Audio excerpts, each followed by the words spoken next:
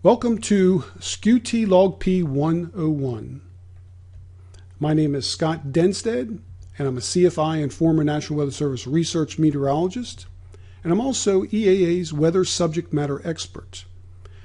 And I've co-authored a book called Pilot Weather from Solo to the Airlines, co-authored with Doug Morris, who is a Boeing 787 captain for Air Canada. And there's my website, pilotweatherbook.com.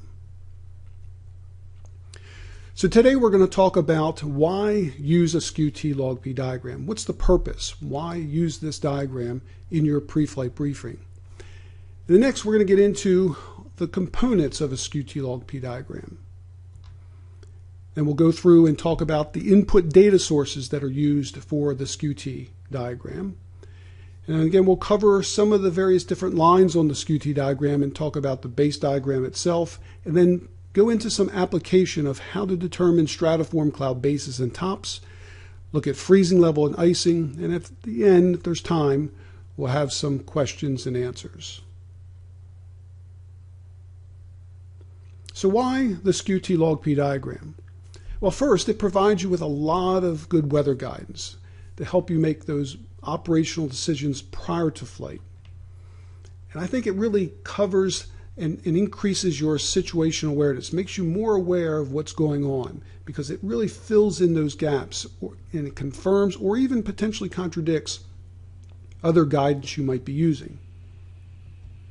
And second, to learn the diagram really requires you to learn the basic principles of weather. What causes icing, turbulence, thunderstorms?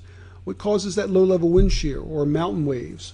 All those elements really provide an added advantage to learning this diagram. I actually use it as a canvas to teach weather. So when I'm teaching the pilot about the Skew-T diagram, well, I'm actually teaching them all about weather. So one of the questions I get is, Scott, how long is it going to take me to learn how to use this diagram and become really proficient at it? Well, I generally say it's around 15 to 20 hours or so of dedicated training. I've done this with a number of pilots, and it's worked out real well. So over a period of 15 to 20 hours of dedicated one-on-one training, I've been able to do this online as well as in person. And I think overall, eventually, again, it takes a lot of practice, but eventually you get to the point of using it. It becomes natural to use it in your daily flight planning. So the other aspect of it, it can really provide you an understanding of how the environment is poised. Are you going to have a clear day like you see here on the left, or more of a cloudy, more of a convective day as you see on the right? It also will help you determine where maybe the bases and the tops of a stratiform cloud deck are located. And it also tells you a lot about icing. So it gives you the indication of the depth of an icing layer at any particular location. Really helpful. Especially during the wintertime where we see most of the icing incidents and accidents that occur. So this is a great tool to be able to drill down and determine what's happening from an icing perspective. And we'll talk about both those stratiform clouds and icing a little bit later.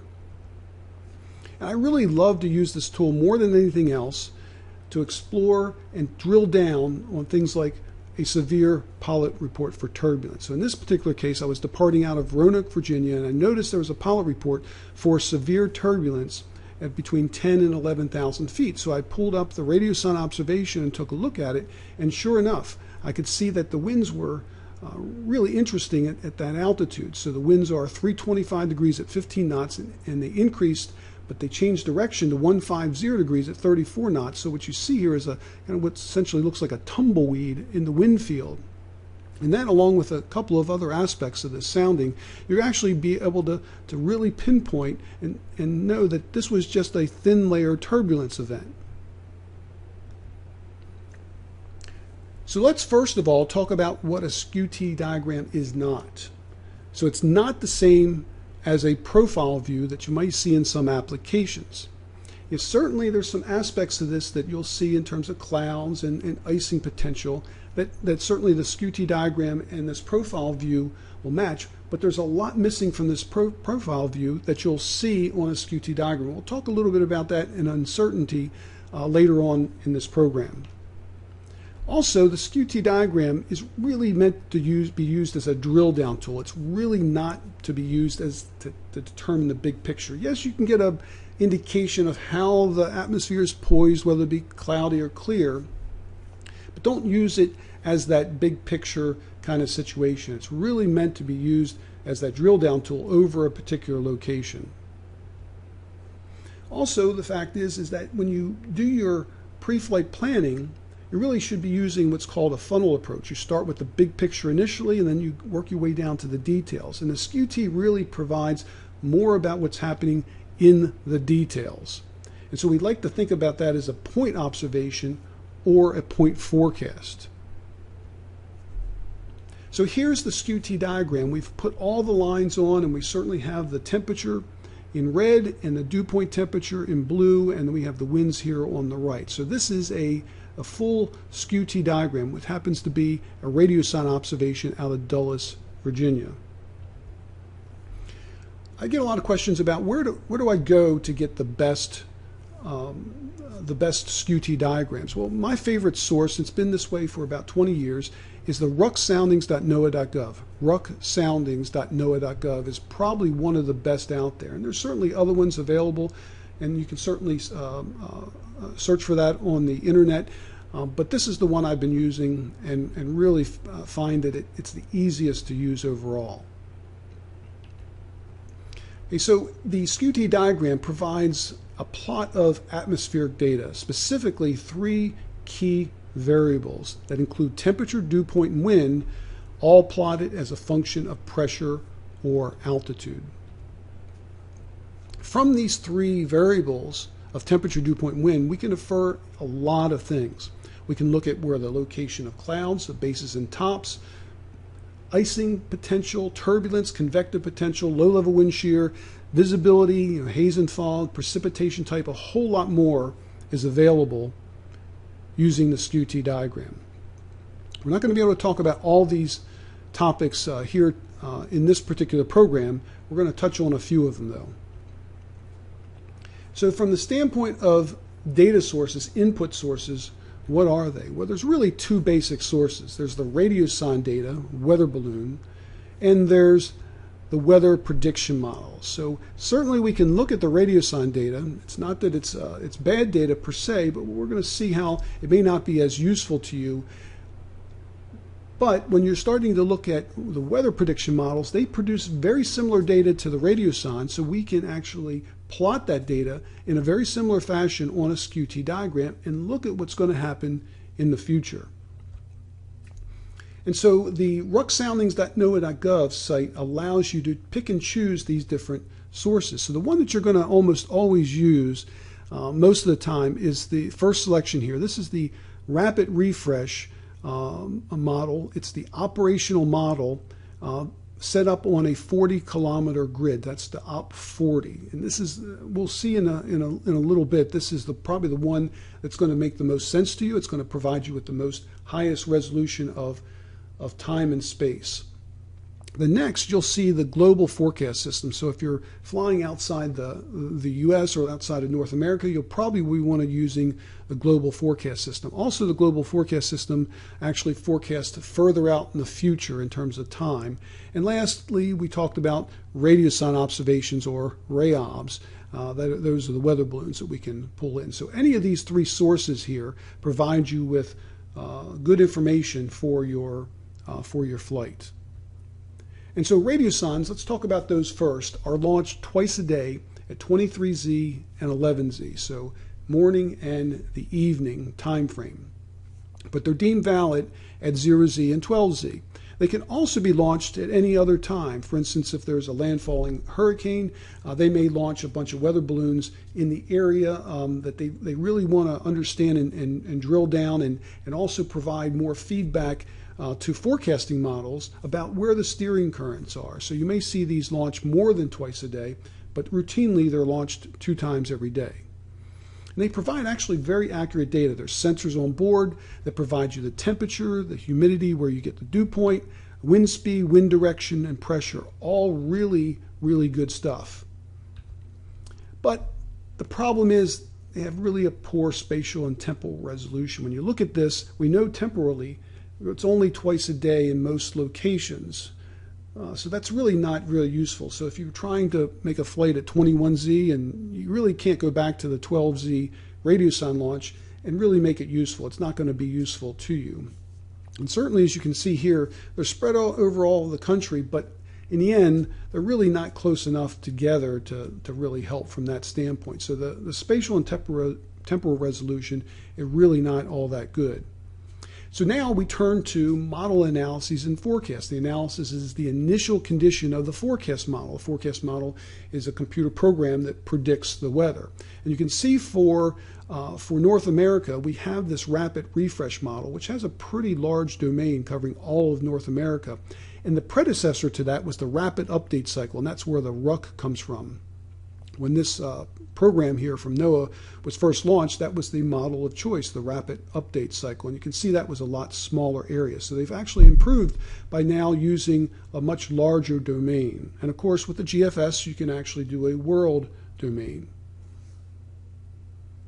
So model soundings, you might also hear them termed as forecast soundings, are probably where you're going to want to spend most of your time. And it's pretty high resolution in time and space. The RAP, or the rapid refresh, is run hourly and produces hourly forecast with a lead time, with a forecast out to 39 hours. So that's 1 hour at a time out to 39 hours. And by the way, it gets updated every single hour with all brand new data. So the rapid refresh has a 13-kilometer resolution, but that's fitted on a 40-kilometer grid. That's the OP40 that we were looking at earlier. And that's probably, again, the one you're going to be using the most. And of course, as I said, the GFS, the Global Forecast System, has a world domain. So you can get pretty much an analysis, initial conditions of the model, and a forecast for any airport in the world using the GFS model. And in fact, here's a forecast for Ross Island in the Antarctica. So it's important to understand that when you ask for a forecast sounding, you're not actually getting it right here at the airport. Instead, you're getting it at some grid point that's around that particular airport. And so the tool, the rucsoundings.noaa.gov, finds the closest grid point to that, and that's what you get. So if you plot the sounding, you'll notice in the upper right, it'll tell you exactly where that is. And it's 6.1 nautical miles on the 169-degree radial, in this case from the Charlotte Douglas Airport. It's important to understand where that point is, because if that point was, let's say, over an ocean or lake or maybe even mountainous region, it might not be representative of what's exactly at the airport. So be careful when you look at exactly where that is in relationship to the airport. I want to mention two couple pet peeves that just drive me bananas, and that is I hear pilots say, "Oh, I didn't know there was a balloon launched at my airport."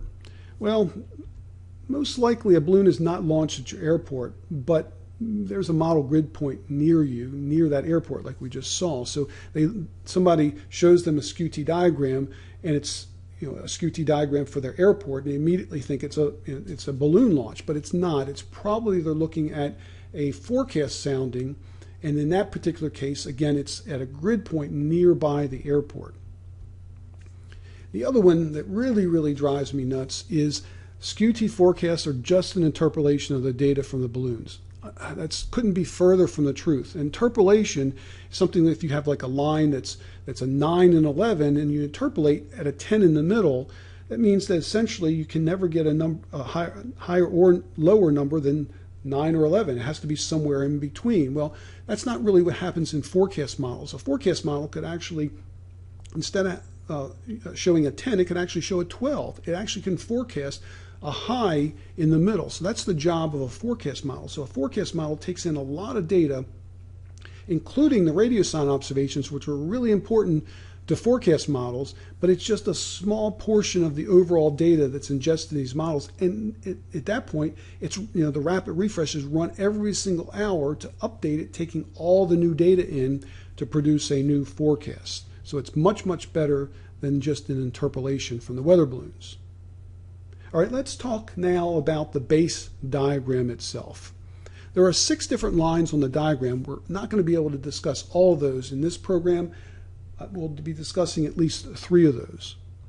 So you can think of this as some sophisticated form of graph paper, and that little bullseye in the upper left, that's called a hodograph. Now that's not really of interest much to pilots. I get a lot of questions about it, but ultimately it's used by meteorologists, and again, it's not as useful to pilots for pre-flight planning. So first of all, let's take a look at one of the first lines that you need to understand, and these are the isotherms, or lines of constant temperature. And you can see those, they're skewed here at a 45-degree angle, hence the name Skew-T, and it's in degrees Celsius. So we have the 40 degrees, 30 degrees, so each one of those lines are labeled accordingly. And so I've highlighted here 3 of those lines. So we have the 0-degree isotherm, the 10-degree, and the 20-degree isotherm. So the nice thing about skewing it to the right, when you plot a temperature and you plot a dew point on the diagram, they pretty much follow straight up into the diagram itself, so kind of straight up and down. It kind of saves real estate when you plot it. Plus it allows meteorologists and such, and pilots as well, to kind of pick out different features easily if you skew it to the right. The next one is pressure in millibars, and the high pressures are near the bottom of the chart and lower pressures are at the top. And so here are the isobars that are common that you might see, in this case 900, 800, 700 millibars. And you'll notice that in this particular situation, as you get higher up, these swaths of 100 millibars essentially gets further and further apart. And that's because the atmosphere is compressible on itself. And the simple fact is the lower layers here from like 8 to 900 get squashed more than the upper layers in terms of the weight of the atmosphere. And so that gives the atmosphere's pressure, the pressure drops exponentially, hence the term log P. So now you know why it's called a Skew-T log P diagram. And the last one we're going to talk about is pressure altitude. I know there are a lot of folks out there, a lot of pilots that are millibar challenged. I am as well. And so pressure altitude is what you'll see on the right here. So it's a little bit easier for pilots to understand pressure altitude, and it's pretty close to mean sea level overall, so I wouldn't sweat the difference there. So this is showing the 5,000 foot, the 10,000 foot, and 15,000 foot levels. So that's a good reference. So if you don't want to use millibars, that's fine. You can use the pressure altitude in thousands of feet on the right. All right, so just a quick review. So we have our red squiggly line here, and that's the environmental temperature that's plotted from a radiosonde or possibly from a forecast model. And then we have our environmental dew point, that's the squiggly blue line there, again plotted from radiosonde observation, weather balloon launch, or potentially a model forecast sounding. And then we have our wind speed and direction. All right, so now let's switch to an emphasis of some application of finding bases and tops of stratus clouds. So let's first of all talk about different cloud types. Now, I like to separate cloud types into 2 basic things. I'm trying to keep the discussion here pretty easily, but I think it's important that we think about these 2 cloud types in this way when we're looking at Skew-T diagrams. That includes convective cloud types and non-convective. I know most of you are probably thinking cirrus clouds and stratus clouds and cumulus clouds. I like to lump them into, from a Skew-T standpoint, convective and non-convective. If you can put yourself in the frame of mind, this is going to be so much easier to use this diagram. So let's first of all talk about non-convective clouds. There are 2 basic non-convective cloud types, and that is stratus and nimbostratus. Now, stratus are those ground-hugging clouds that produce those poor visibility and low ceilings. Usually requires you to have a instrument rating and flying on an instrument flight plan when you're dealing with stratus clouds. Deeper stratus sometimes can produce a little bit of precipitation. So when the stratus clouds get 4, 5, 6,000 foot deep, sometimes you'll be producing a little bit of drizzle. They're typically sometimes very isolated, but they can also be pretty widespread. So typically we have this radiational cooling that occurs in the overnight hours or early morning hours. As the Earth radiates its heat, we get cooling at the surface, and that can produce these stratiform stratus clouds. But it can also be associated with large-scale weather systems such as warm fronts. Now, nimbostratus are typically very highly layered, and they're going to produce some kind of precip, whether it's rain or snow. They can extend all the way from the surface up to 30,000 feet, that they can be quite deep, but they tend to be highly layered, as you can see in this picture. They're usually associated with some kind of major weather system, usually warm or occluded fronts. All right, let's now switch our attention to convective clouds.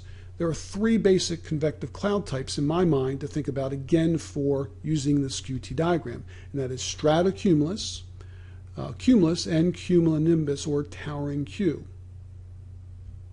Now, let's first of all talk about stratocumulus. We're going to look at a little more details later on with stratocumulus clouds. Now, the most common cloud type that occurs is likely a stratocumulus clouds, and they can occur anywhere in the world or any time of the year, essentially.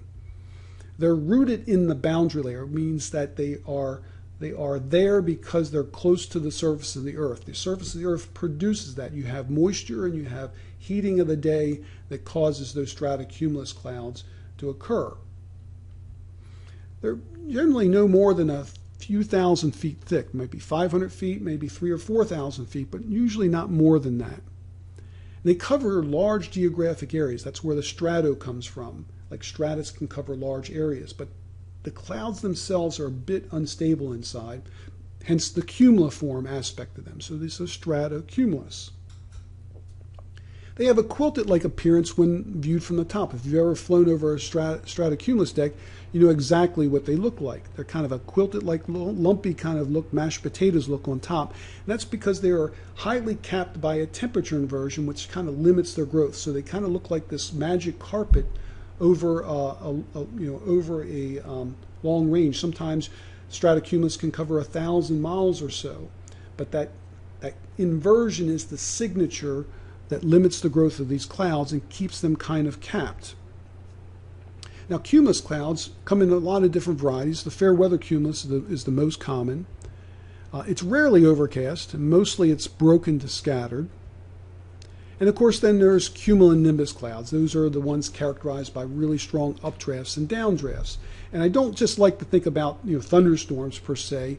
Any kind of deep moist convection like towering cumulus or congested cumulus are just as dangerous.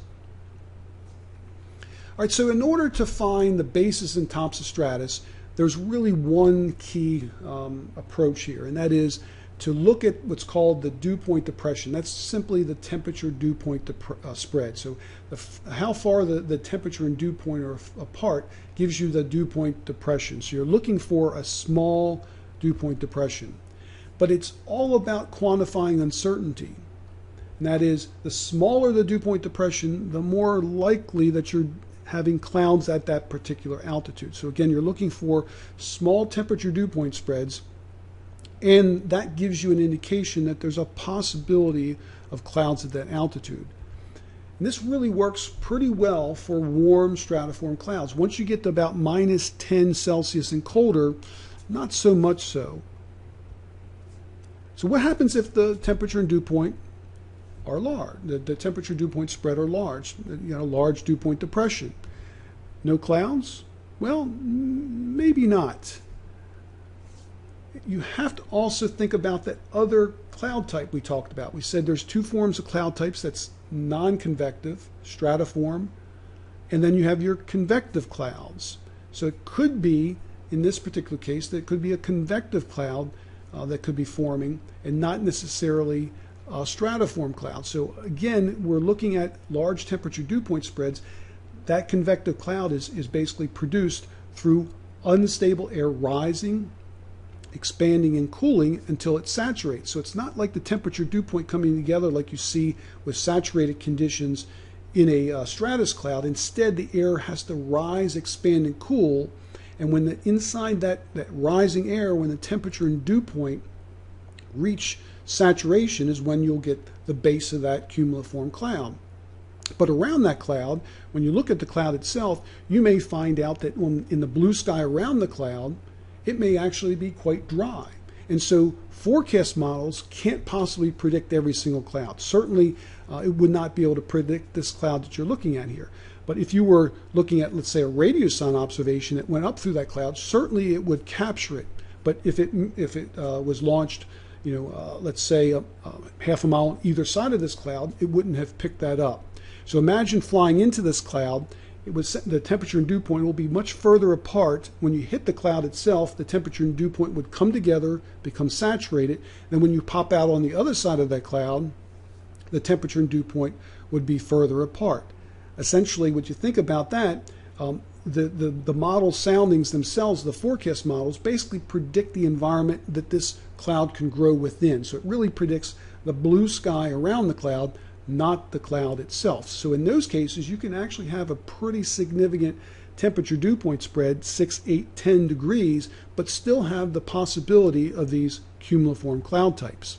So again, the model basically just shows how the atmosphere is poised to build or grow these clouds. So in the case of stratus clouds, though, you're looking for that small dew point depression. Where are the temperature and dew point equal or nearly so? So if you see a dew point depression of 0, you've got a lot of confidence that you're probably dealing with clouds at that altitude. You can see that here on the Skew-T. You see you've got a case where we have the temperature and dew point being equal. So there's a really good chance that we're at that particular altitude that we are actually in a cloud.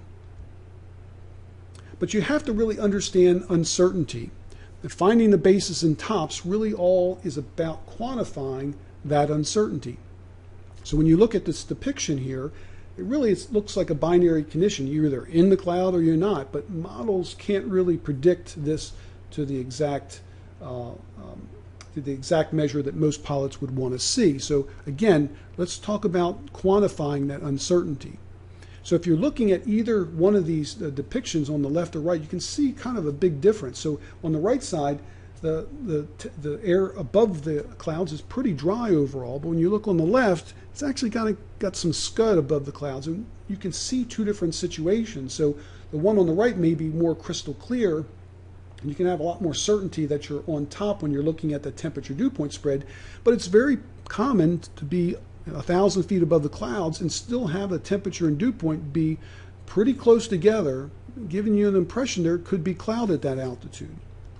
So my general philosophy is to look at it from an uncertainty standpoint. So in this particular scenario, I'm very certain that at, let's say, 3,000 feet, I'm probably in the clouds because the temperature and dew point are exact. Now, in this particular situation, I know I'm really above the clouds here in this green area because the temperature and dew point everywhere in this green area is pretty far apart. So I have a lot of certainty I'm above the clouds in this point. But what about as you get closer and closer to that point where the temperature and dew point or spread is 0? There's a little bit of area of uncertainty here. And so this gives me a little bit of pause to think, well, maybe at 5,000, 6,000 feet, I may not be above the cloud tops. And certainly maybe about when I get to 7,000 feet, I got a lot more confidence that I'll be above those clouds. So if you're flying in that general altitude, you might actually not be above the cloud tops. So this is the area of uncertainty that we were talking about. And it becomes even more difficult when you're dealing with, like, say, a nimbostratus deck. In this case, you can clearly see that we've got some temperature and dew point spread is of 0 in this case. So the dew point depression is 0. And so there's a pretty good chance that I'm in clouds at those altitudes here at 10,000 feet, at 5,000 feet, or I'm in some kind of precipitation because these are, again, a nimbostratus kind of cloud depiction. But again, if you look at this, I can be really certain at 30,000 feet, I'm probably above the tops. But where are the tops here? It's really hard to tell. The temperature and dew point come close together. And most likely, this is a situation where we're dealing with a potential glaciated situation, so that in this situation, -10 is right about here. When you start getting into the -12, -15, -20, we start to trend towards a glaciated condition, and the dew point temperature is just not a great way to measure saturation. A frost point would be better, but we have displayed here as the dew point, so it's not uncommon to have the temperature and dew point be kind of far apart, 2, 3, 4 degrees, but still have saturated conditions. But the area of uncertainty here is pretty significant over a really long range of altitudes. So let's go back to that profile view that so many pilots like. You really don't see that uncertainty here. Yeah, certainly it shows you you've got some clouds and some icing potential, but it doesn't tell you how much uncertainty. So this particular application made some assumptions and put those clouds there. You don't know what those assumptions are. You don't know what the lapse rates are based on this. So there's a lot of stuff missing from these profile views. They're great. They provide you some information, but I like to know, what assumptions are being made so I can know exactly where that uncertainty is. And certainly the Skew-T diagram can provide that, whereas this cannot. So the first one, and we talked about, are warm stratus clouds, and are clouds essentially that are above, in terms of warmer than -10 Celsius. And so it's pretty easy to pick out where those clouds would be located. But once again, we have that area of uncertainty. We're not really sure. Certainly at 15,000 feet, we're probably not in any clouds. Certainly at 3,000 feet, we are. But where are those tops? Really hard to say for sure. You move this over just by a couple degrees and you're really in that area of uncertainty. And of course, deeper, more stable clouds like these nimbostratus clouds, again, you'll probably have precipitation anytime you see a situation where you have saturated conditions over 10,000, 12, 15,000 foot depths. You're most likely going to be dealing with a precipitation event. But again, where are those tops? It's really hard to pick that out and be absolutely certain because of this situation.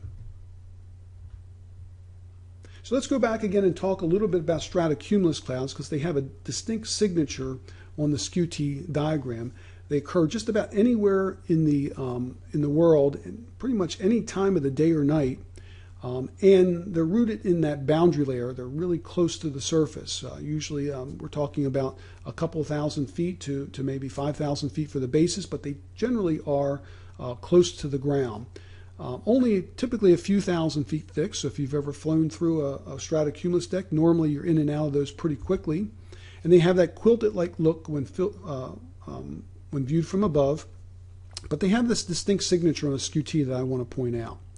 So here's the situation. So you have unstable conditions. So this is a lapse rate of about 3 degrees per 1,000 feet here, and that's the dry adiabatic lapse rate, which is this other reference line that you see. The blue line that you see here is a reference line for the dry adiabatic lapse rate, or 3 degrees. So this is very unstable at this point. And then you see the temperature and dew point are really close together, implying the possibility of clouds. And then you see the sharp right turn of the temperature. There's your temperature inversion, which basically caps those clouds. So that strong temperature inversion with the unstable air below is a signature for stratocumulus clouds. And that really basically gives the stratocumulus deck that kind of flat look to them, but lumpy appearances. That warm air, unstable air is bubbling up, sort of like boiling of water, bubbling up to the top, and then you see the lumpy appearance on top of those clouds. All right, let's talk lastly about airframe icing. Now we know that liquid doesn't necessarily always freeze at temperature below 0 degrees Celsius. That would be really great if it did, but unfortunately it does not, and that results in supercooled liquid water. So water drops must have some kind of nucleation event in order to freeze. You have to have some kind of dirt particle we call an ice nuclei, very microscopic, and those are kind of rare and don't activate until the temperature reaches about -12 Celsius or colder. Once we get to that temperature, then we can then start to produce more ice crystals and not have supercooled liquid water present. So ice accretion depends on 3 different things. It depends on drop size, liquid water content, and we're only going to be able to talk about one of those, and that is temperature. So those 3 are responsible for the icing airframe characteristics. So icing factors basically are associated with, in terms of temperatures, that we can have ice, have supercooled liquid water at temperatures from 0 degrees Celsius all the way down to -40. Once you get colder than -40, you get what's called homogeneous freezing, and that essentially freezes no matter how pristine the drop is, it will freeze. And most of the the crystallization that occurs is due to that nucleation event called heterogeneous freezing. So in this particular scenario, what we see here is a study that was done by the folks at NCAR in Boulder. And you see here that we have the RUC forecast temperatures that are shown here in degrees Celsius. And the RUC model, Rapid Update Cycle models, allows them to take a bunch of pilot reports, find out their location and altitude, and at that point they can plot where in the temperature regime those pilot reports occurred. And you notice that most of the icing occurs in that 0 to about minus 15 Celsius range. So that 0 to minus 15 is where we see the most, with kind of a peak right around, let's say, minus 7, minus 6. So essentially, if you're in that temperature regime, you're more likely to get airframe ice if you're in those saturated conditions. And that tends to taper off pretty abruptly and pretty quickly, but you can still see there's a lot of icing reports at those colder temperatures. And when you get to about minus 25 and colder, icing is definitely a lot less likely unless you're in convection. So anytime you're in any kind of deep moist convection, such as thunderstorms, hopefully you're not there because of the turbulence, but we can find in many cases there's not unusual to find temperature icing or supercooled liquid water down to temperatures as cold as minus 30. In fact, one of the coldest ever recorded by an instrument aircraft was from Environment Canada, which recorded a minus 37.5 degrees Celsius, and that was actually in some deep moist convection. If there's anything that you take from this program, I want you to be able to find the freezing level on this chart. So if there's anything that you take away, this is the one thing I want you to do. So we call this, finding the freezing level or the melting level if you want to be more accurate. So that's pretty easy to do, and that is you locate the 0 degree isotherm. You see that here because I highlight it. And what you want to do at that point is find out where the temperature, the environmental temperature, the squiggly red line, essentially crosses the 0 degree isotherm, and you can read that off around 10,000 feet. So it's pretty easy, pretty quick to find that. Now, I have noticed that some instructors are teaching pilots, in some cases, just use the standard lapse rate. Find the temperature at the surface, and then use the standard lapse rate 2 degrees Celsius per 1,000 feet. So if you did that in this case, essentially the blue line here is the 3 degrees, so it's probably a little bit less than that. So you take the surface temperature and you go up to 2 degrees Celsius, and you probably are looking at 6,000 or 7,000 foot based on that kind of estimate. And we can see the actual freezing level is more at 10,000 feet. So don't use that rule of thumb to use the standard lapse rate. That only works when the environment has a standard lapse rate in it, and most of the time it does not. So what you want to be able to do in order to look for icing conditions, those are conditions that you would likely run into supercooled liquid water. You're looking the same thing as you're looking for clouds. You're looking for that small temperature dew point spread, the small dew point depressions in the warmer sub-freezing temperatures. Remember, we said 0 to minus 15 is where we generally see most of the icing occur. So that's where you want to look in terms of the temperature regime. So it's very similar to, again, looking for where you have clouds. You find that freezing level, wherever that happens to be, and what you're trying to do is find out where there are saturated conditions at temperatures below freezing. So in this case, the temperature below this point is all above freezing, and then you cross over the 0 degree isotherm. So anywhere from, let's say, from about 7,000 feet up to maybe 11 or 12, you've got the possibility of icing conditions in that altitude range. And then also you have the possibility of finding multiple freezing levels. And this is real important because multiple freezing levels can lead to a freezing rain event.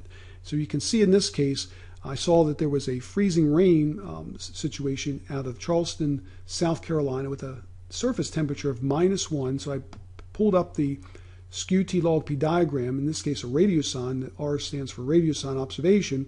And then you can see that there are definitely two freezing levels. So here's the 0 degree isotherm, and then there's the actual two freezing levels where it crosses over, the temperature crosses over it. So if you are at an altitude between these two, you are in temperatures above freezing and there's no icing threat.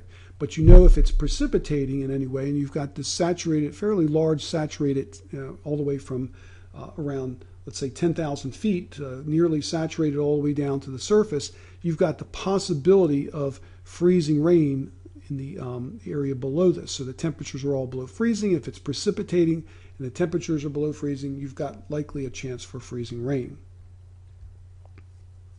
And last but not least, is it too cold for icing?